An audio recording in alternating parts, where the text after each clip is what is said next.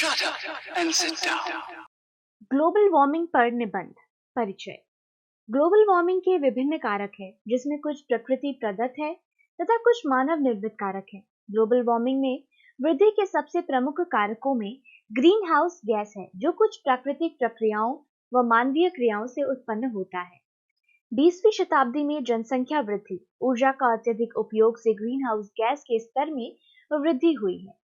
लगभग हर जरूरत को पूरा करने के लिए आधुनिक दुनिया में औद्योगिकरण की बढ़ती मांग, जिससे वातावरण में विभिन्न तरह के ग्रीन हाउस गैस की रिहाई होती है।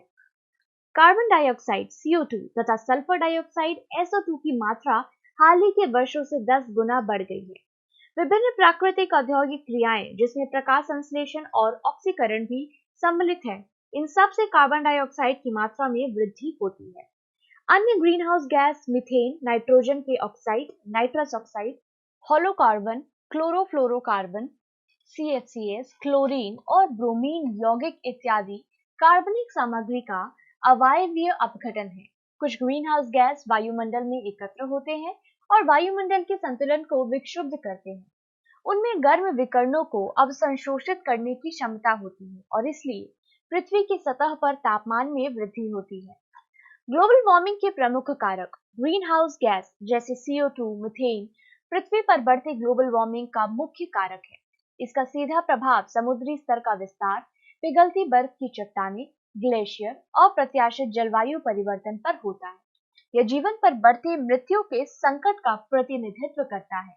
आंकड़ों के अनुसार यह अनुमान लगाया जा रहा है कि मानव जीवन की बढ़ती मांग के कारण 20वीं शताब्दी के मध्य से तापमान में बहुत अधिक बढ़ोतरी आई है, जिसके फलस्वरूप वैश्विक स्तर पर वायुमंडलीय ग्रीन हाउस गैस सांद्रता की मात्रा में भी वृद्धि हुई है।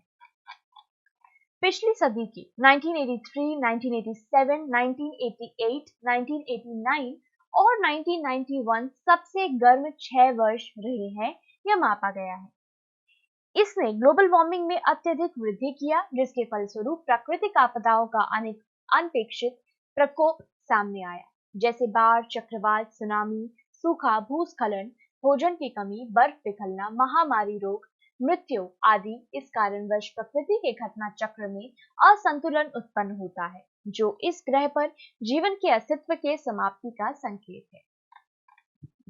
ग्लोबल वार्मिंग में वृद्धि के कारण पृथ्वी से वायुमंडल में जल वाष्पीकरण अधिक होता है, जिससे बादल में ग्रीन हाउस गैस का निर्माण होता है, जो पुनः ग्लोबल वार्मिंग का कारण बनता है। जीवाश्म ईंधन का जलना, उर्वरक का उपयोग, अन्य गैसों में वृद्धि जैसे CFCs, ट्रोपोस्फेरिक ओजोन और नाइट्रस ऑक्साइड भी ग्लोबल वार्मिंग के कारक है।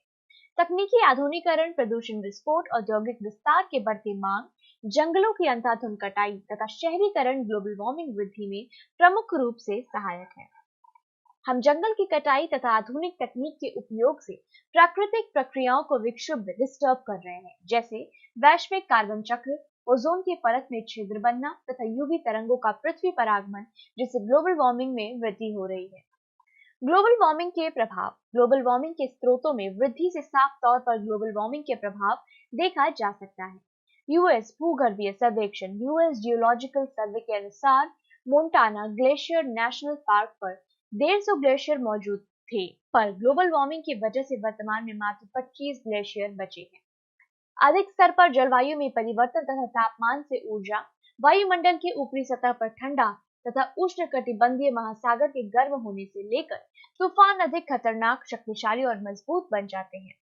2012 को 1885 के बाद सबसे गर्म वर्ष दर्ज किया गया है तथा 2003 को 2013 के साथ सबसे गर्म वर्ष के रूप में देखा गया है।